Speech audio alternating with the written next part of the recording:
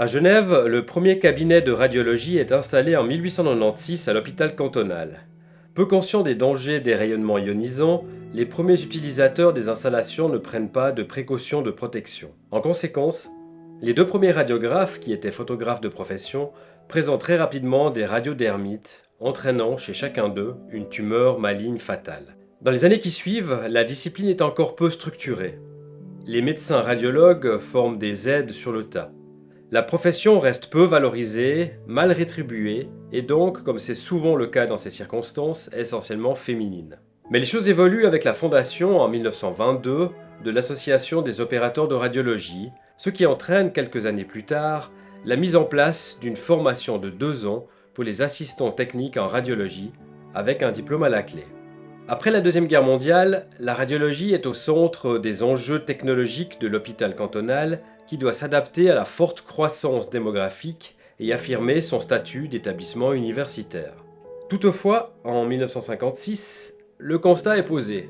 L'Institut central de radiologie de l'hôpital cantonal est à l'abandon, doté d'un matériel usé et périmé et d'un personnel qui n'a plus aucune discipline. Dans les années 1960, le gouvernement genevois consent à débloquer davantage de crédits pour doter l'Institut de radiologie d'appareils modernes et aménager des salles d'examen supplémentaires. En parallèle, un effort est fait dans la formation interne des assistants techniques en radiologie. Avec la mise en évidence du caractère hautement technique de la discipline et l'évolution des salaires, on constate une masculinisation de la profession. On juge qu'une certaine force physique est nécessaire pour placer les malades sur les tables d'examen. Mais on reconnaît cependant qu'il n'est guère possible de se passer entièrement du personnel féminin à cause du service des malades. Sous le contrôle de la Confédération, l'enseignement aux assistants techniques en radiologie se professionnalise et passe de 2 à 3 ans. Après avoir été temporairement centralisé à Lausanne, l'enseignement est à nouveau donné dès 1975 à Genève.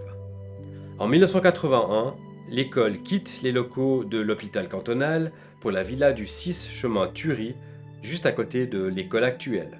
La formation est reconnue par la Croix-Rouge suisse en 1985, qui fait de l'école de Genève la première institution du pays à obtenir ce précieux sésame. La dénomination de technicien en radiologie médicale arrive en 1988 et c'est celle qui est encore utilisée aujourd'hui. Si vous souhaitez en découvrir davantage sur l'histoire des 5 filières, rendez-vous tout l'automne à la Haute École de Santé.